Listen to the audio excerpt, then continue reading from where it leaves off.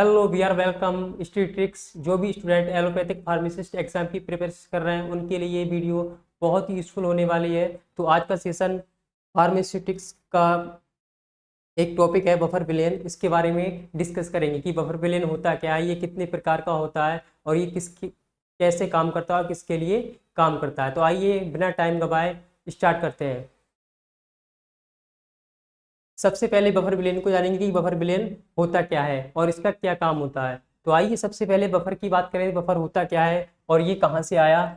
तो बफर एक buffer Greek word से आया जिसका मीनिंग होता है एब्जॉर्ब करना, किसी भी चीज को एब्जॉर्ब करना। बफर विलेन को देखें सबसे पहले किसने बताया। तो साइंटिस्ट थे एम कोपेल एंड के स्पैरो। इन्होंने बफर विलेन को इंट्रोड्यूस कराया। एंड बफर विलेन के बारे में जाने कि बफर विलेन होता क्या है। तो इसकी डेफिनेशन देखते हैं। वे विलेन होते हैं जो बाहरी रूप से अम्ल या क्षार की अल्प मात्रा मिलाने पर अपने पीएच मान में होने वाले परिवर्तन का विरोध करते हैं। क्या करते हैं, किसी भी एसिड या बेस को हम इसमें ऐड करेंगे तो वो अपने पीएच में होने वाले बदलाव को विरोध करेंगे, रेजिस्टेंट करेंगे। जैसे मान लीजिए आप और आपका फ्रेंड, दो लोग हैं। इस पर क्या करें, तीसरा कोई अटैक करे, उसे हम कहते हैं एसिड। और एक करे बेस, तो ये क्या करेंगे, अपनी दोस्ती ना टूटने का क्या करेंगे, विरोध करेंगे, जिससे हमारी दोस्ती फ्रेंडशिप ना टूटे। तो क्या रहेगा, जब एसिड अटैक करेगा इनका एक निश्चित पीएच वैल्यू होगा इन दोनों के बीच। तो क्या रहेगा, एसिड ऐड किया हमने तो एक संभालेगा, बेस ने ऐड किया तो एक संभालेगा। तो क्या रहेगा, इससे ये अपने पीएच को एक निश्चित मान तक ही रखेंगे। तो क्या है नेक्स्ट, दूसरे शब्दों में हम इसको कह सकते हैं, ये ऐसे विलेन होते हैं जो अम्ल या क्षार की थोड़ी मात्रा जोड़ने पर भी अपनी अम्लता या क्षारीयता को लगभग स्थिर बनाए रखते हैं। क्या करते हैं कि इसमें हमें थोड़ा अम्ल या क्षार मिलाया तो अपनी स्थिरता को क्या रखेंगे, ये संतुलित रखेंगे, अपने पीएच में बदलाव नहीं करेंगे। जैसे क्या रहता है, एक बफर का अगर देखें मीनिंग, बफर का मतलब होता है सुरक्षा कवच। सुरक्षा कवच ये क्या करेगा, डिफेंड करेगा किससे, उसमें मिलने वाले अम्ल और क्षार से। लेकिन इसमें क्या रहेगा कि हम उसे कैसे मिलाएं, अल्प मात्रा में, कैसे, थोड़ी मात्रा में, तभी वो अपने पीएच का विरोध करेगा। जैसे मान लीजिए क्या है, एक साइड 10 लोग हैं, एक साइड 2 लोग हैं, तो ये क्या करेंगे, इनको आराम से मार सकते हैं। और यहीं पर क्या ले ले, 2 हो और 2 ले ले, तो एक निश्चित मात्रा लेंगे तभी वो उसका विरोध कर पाएगा। तो बफर विलेन का मतलब क्या होगा, वे विलेन होते हैं जो बाहरी रूप से अम्ल या क्षार मिलाने पर अपने पीएच में होने वाले बदलाव नहीं होने देते हैं। नेक्स्ट आगे बढ़ते हैं। बफर विलेन के गुण, बफर विलेन के गुण क्या होंगे इनके बारे में जानते हैं। सबसे पहला पॉइंट है यहाँ पर, एक आदर्श बफर विलेन में निम्नलिखित गुण होने चाहिए। कौन कौन सी गुण होने चाहिए, इनको देख लेते हैं। इसका एक निश्चित पीएच मान होता है, किसी भी विलेन का क्या रहेगा, एक निश्चित पीएच मान रहेगा, नहीं तो हमें पता ही नहीं होगा कि उसका पीएच मान कितना था और कितना हो गया किसी एसिड या बेस मिलाने पर। कैसा रहेगा, एक निश्चित मान रहेगा, डेफिनेट पीएच वैल्यू रहेगी। सेकंड क्या रहेगा, लंबे समय तक रखने पर भी इसके पीएच मान में कोई परिवर्तन नहीं होता है। बफर विलेन का काम ही यही है, आप उसे कितने ही टाइम तक रखो या किसी भी एसिड या बेस को उसमें ऐड करो, तब भी वो अपने निश्चित मान से नहीं हटेगा। सेकंड क्या रहेगा, तनुकरण, डाइल्यूशन करने पर भी इसका पीएच मान लगभग अपरिवर्तित रहता है। डाइल्यूशन, तनुकरण करें, इसको क्या करें, पतला करें, कोई चीज इसमें ऐड करें, लेकिन ऐड क्या करें, जिसका पीएच क्या हो, न्यूट्रल हो। तो क्या रहेगा, उसका जो पीएच वैल्यू रहेगा वो सेम रहेगा, रिमेन्स कांस्टेंट, हमेशा कांस्टेंट ही रहेगा। नेक्स्ट क्या है, अम्ल या क्षार की थोड़ी मात्रा मिलाने पर पीएच में बहुत ही कम या नगण्य परिवर्तन होता है। क्या कह रहे हैं, अम्ल या क्षार को हम एक निश्चित मात्रा तक ही मिलाएं तो क्या रहेगा, उसका पीएच में बहुत ही कम बदलाव आएगा या बदलाव नहीं आएगा। लेकिन हम मिलाएं कितना, बहुत ही कम। अम्ल या क्षार की मात्रा मिलाने पर पीएच मान में बहुत ही कम या नगण्य परिवर्तन होता है।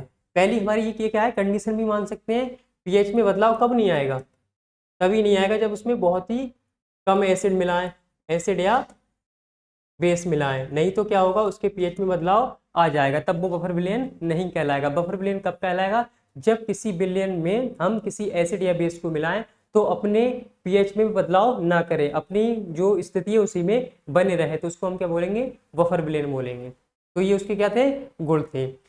नेक्स्ट आगे बढ़ते हैं, बफर विलयन के प्रकार। तो आइए हम सबसे पहले बफर विलयन के प्रकार जानें कि बफर विलयन कितने प्रकार के होते हैं और कौन कौन से होते हैं। तो बफर विलयन मुख्य रूप से दो प्रकार के होते हैं। अम्लीय बफर, अम्लीय बफर देखिए कौन कौन से होते हैं। ये एक दुर्बल अम्ल और उसके प्रबल क्षार के साथ बने लवण का मिश्रण होता है। क्या होता है, एक हमने दुर्बल अम्ल लिया और क्या होगा, उसका ही क्या लिया, प्रबल क्षार का जो साल्ट बनेगा उससे क्या बनेगा, उसका मिश्रण होता है क्या, एक दुर्बल अम्ल, दुर्बल अम्ल प्लस प्रबल क्षार, इसका जो साल्ट बनेगा, जो साल्ट बनेगा वो क्या कहलाएगा, बफर विलयन कहलाएगा। क्या कहलाएगा, बफर विलयन। कौन सा, अम्लीय बफर जो होगा। अम्लीय बफर किससे बनेगा, उसका दुर्बल अम्ल और उसका प्रबल क्षार से जो साल्ट बनेगा वो क्या बनेगा, बफर विलयन बनेगा। जैसे यहाँ पर एग्जाम्पल दे रखा है,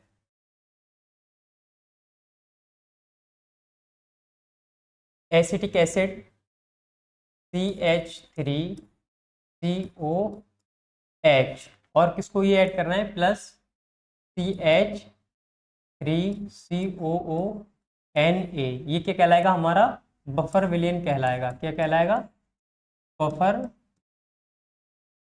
सॉल्यूशन। कौन सा, एसिडिक। कौन सा, एसिडिक। अम्लीय बफर एक दुर्बल अम्ल और उसके प्रबल क्षार से बने साल्ट को अम्लीय बफर कहते हैं। नेक्स्ट हम जानते हैं क्षारीय बफर के बारे में कि क्षारीय बफर क्या होता है। बेसिक बफर, एल्कलाइन बफर क्या होता है, ये एक दुर्बल क्षार और उसके प्रबल अम्ल के साथ बने लवण का मिश्रण होता है। इसमें क्या होगा, दुर्बल क्षार होगा और प्रबल अम्ल के मिलने से जो साल्ट बनेगा वो क्षारीय बफर कहलाएगा। जैसे इसमें एग्जाम्पल दे रखा है, हमारा एग्जाम्पल को देखें कौन कौन है, NH4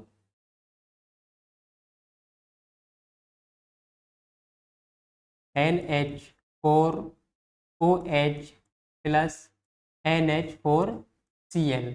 ठीक है, तो ये क्या बनाएगा, बेसिक बफर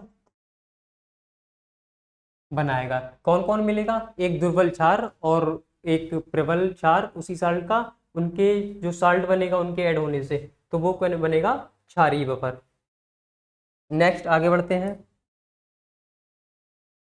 जो भी बच्चे अपनी जो भी बच्चे UP triple SC allopathic pharmacist की एग्जाम की प्रिपरेशन कर रहे हैं, वो अपनी और मजबूत दावेदारी बनाने के लिए हमारे कोर्स को परचेज कर सकते हैं, और हमारा बुक्स भी हमारी मौजूद है और दिए गए कॉन्टेक्ट नंबर पर जानकारी ले सकते हैं। नेक्स्ट बढ़ते हैं, बफर क्रियाविधि। जो बफर है वो काम कैसे करता है, एक सिस्टम है बफर, क्या है, एक सिस्टम, वो वर्क कैसे करेगा इसके बारे में हम लोग जानेंगे। तो बफर की क्रियाविधि, बफर एक्शन मैकेनिज्म और बफर। हम किससे एक एग्जांपल लिया है हमने, एक नॉर्मल सा जो हमारा बॉडी होता है जिसमें क्या होता है, ब्लड होता है, तो ब्लड का जो सिस्टम होता है, बफर सिस्टम, वो कैसे वर्क करेगा, तो इसके बारे में जान ले हम। रक्त का बफर सिस्टम हमारे शरीर का एक प्राकृतिक रासायनिक तंत्र है। कैसा है, प्राकृतिक। फिर इसके बारे में क्या जान रहे हैं हम लोग सेकंड में, मानव रक्त का पीएच मान हमेशा 7.35 से 7.45 होता है। अगर एक महत्वपूर्ण जानकारी लेते हुए चले हम, अगर रक्त का मान 7.35 से 7.45 से या कम हुआ या ज्यादा हुआ तो क्या हो सकता है, किसी भी व्यक्ति की मृत्यु हो सकती है। ये क्या है, इसकी रेंज है ब्लड की। इसका पीएच कितना रहना चाहिए, 7.35 से 7.45, और इसका कैसा होता है, कैसा माध्यम होता है, बेसिक। कैसा, बेसिक। अभी हम पिछली वीडियो में जान चुके हैं 0 से 14 तक पीएच स्केल पर मान अंकित होते हैं। 0 से 7 क्या बोलते हैं हम, एसिडिक, और 7 से 14 बेसिक। कैसा, बेसिक, क्षारीय। तो ब्लड कैसा रहेगा, 7 से ऊपर है तो कैसा रहेगा, क्षारीय रहेगा। इसके बाद इस पीएच को स्थिर रखने का काम बाइकार्बोनेट बफर सिस्टम करता है। ब्लड को जो बफर होता है उसको हम क्या बोलते हैं, बाइकार्बोनेट बफर बोलते हैं। इसमें कंपोनेंट कौन कौन से होते हैं उनके बारे में हम लोग जान लें, कौन कौन से कंपोनेंट रहेंगे, मुख्य घटक। अब जैसे जो बफर सिस्टम है इसमें जो वर्क करता है ये, इसमें बहुत सारी चीजें होती हैं, लेकिन अभी हम किसको पढ़ रहे हैं, बफर विलेन को पढ़ रहे हैं। तो इसके केमिकल जो कंपाउंड है उनके बारे में जानेंगे, कौन कौन सी कंपोनेंट है इसमें। एक क्या है, बाइकार्बोनेट आयन, ये रक्त में मौजूद अतिरिक्त अम्ल को संतुलित करता है। उसमें क्या करेगा, रक्त एसिड को संतुलित करेगा, किसको, H+ को। सेकंड क्या है हमारा, कार्बोनिक एसिड H2CO3, ये अतिरिक्त क्षार को निष्क्रिय करता है, किसको, क्षार को, जैसे OH। ठीक है, नेक्स्ट इसकी मैकेनिज्म हम जानेंगे क्या होती है।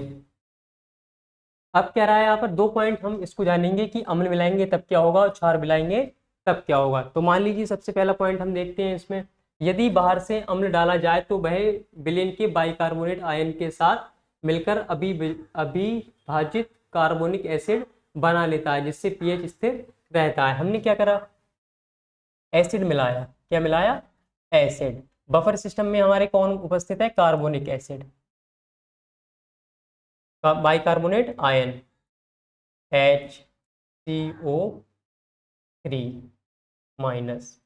अब क्या करेंगे, ये रिएक्शन करेंगे, क्या बनाएंगे, H इधर आ जाएगा तो ये बना लेगा H2O+ और CO2। इन्होंने क्या करा, इसको एसिड को मिलाया अपने में और 2 चीजें यहाँ पर बना ली। एक क्या बना लिया, वाटर बना लिया, और ये कार्बन डाइऑक्साइड बना ली। अब क्या रहेगा, ये भी तो हमारी बॉडी में बनी। जल का क्या रहता है हमारा, पीएच वैल्यू 7, तो ये क्या हो जाएगा, न्यूट्रल हो जाएगा। तो इससे तो हमारी बॉडी पे कोई फर्क पड़ेगा नहीं। सेकंड क्या रहेगा हमारा, कार्बन डाइऑक्साइड। कार्बन डाइऑक्साइड क्या होगा, हम श्वसन क्रिया के दौरान बाहर छोड़ देते हैं, तो इससे एसिड से हमारी बॉडी पे कोई फर्क पड़ा नहीं। लेकिन क्या रहेगा, ये हमारी एक निश्चित मात्रा में ही मिले हमारी बॉडी को, नहीं तो दिक्कत हो सकती है। सेकंड क्या रहेगा हमारा, क्षार मिलाने पर। जब हमारे रक्त में क्या होगा, क्षार मिलेगा, तब क्या कंडीशन रहेगी, जब रक्त में हाइड्रोक्साइड आयन बढ़ते हैं यानी क्षारीयता बढ़ती है तो कार्बनिक एसिड टूटकर H+ आयन मुक्त करता है। ये H+ आयन क्षारीय आयनों से मिलकर पानी बनाते हैं। क्या करेगा, OH आया, OH आने के बाद हमारे पास क्या है, H2CO3, पहले से उपस्थित है कार्बोनिक एसिड। क्या करेगा यहाँ पर, ये OH है, यहाँ से एक H इधर आ जाएगा तो ये क्या बना लेगा, H2O। क्या बना लेगा, H2O प्लस HCO3-। ये क्या रहेगा, इसकी पीएच वैल्यू कैसी रहेगी, 7 रहेगी, तो ये क्या रहेगा, न्यूट्रल रहेगा। तो इस तरीके से क्या होगा, जब एसिड मिलाएगा तब हमारा कौन इसको करेगा, बाइकार्बोनेट आयन देख लेगा इसको। क्षार मिलाएंगे तो क्या होगा हमारा, यहाँ पर कार्बोनिक एसिड देख लेगा। तो ये क्या है, इस तरीके से हमारा जो रक्त का बफर सिस्टम है वो वर्क करता है। नेक्स्ट आगे बढ़ते हैं, बफर क्षमता, बफर कैपेसिटी। बफर कैपेसिटी क्या होगी, इसको पहले साफ शब्दों में हम अगर जाने बफर कैपेसिटी क्या होगी, तो मान लीजिए बफर सिस्टम है, उसमें हम क्या मिलाते हैं, एसिड या बेस मिलाते हैं, फिर भी वो क्या करता है, अपने पीएच का बदलने का विरोध करता है। तो उसको कब तक वो विरोध करेगा, उसकी कैपेसिटी कितनी है, जैसे किसी भी व्यक्ति की कैपेसिटी कितनी है, पैदल चलने की कैपेसिटी कितनी है या कितना बोलने की कैपेसिटी है, तो ऐसी क्या होती है, बफर की कैपेसिटी होगी, वो कब तक नहीं बदलेगा अपने पीएच को। इसकी डेफिनेशन देख लेते हैं, बफर क्षमता, बफर कैपेसिटी। किसी बफर विलेन के 1 लीटर में तीव्र अम्ल या तीव्र क्षार के मोलों की वह संख्या जो उसके पीएच मान को ठीक 1 यूनिट बदल दे, उसे विलेन की बफर क्षमता कहते हैं। क्या करें, किसी बफर विलेन के 1 लीटर में तीव्र अम्ल या तीव्र क्षार के मोलों की वह संख्या। हम क्या करें, किसी बफर विलेन में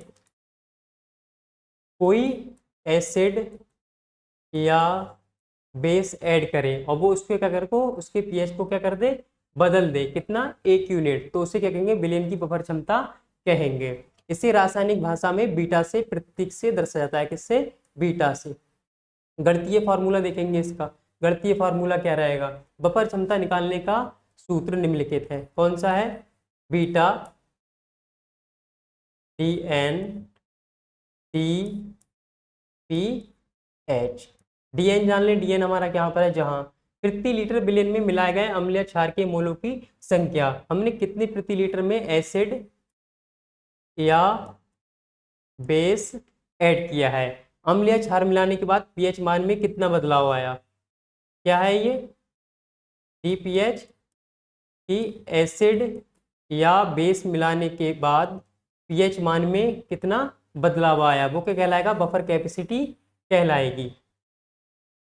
कोई विलेन है, उसमें हमने एसिड ऐड किया या बेस ऐड किया, तो उसने अपनी स्थिति जो पीएच की जो स्थिति है वो 1 यूनिट अगर उसकी बदल गई तो वो क्या कहलाएगा? बफर क्षमता कहलाएगा।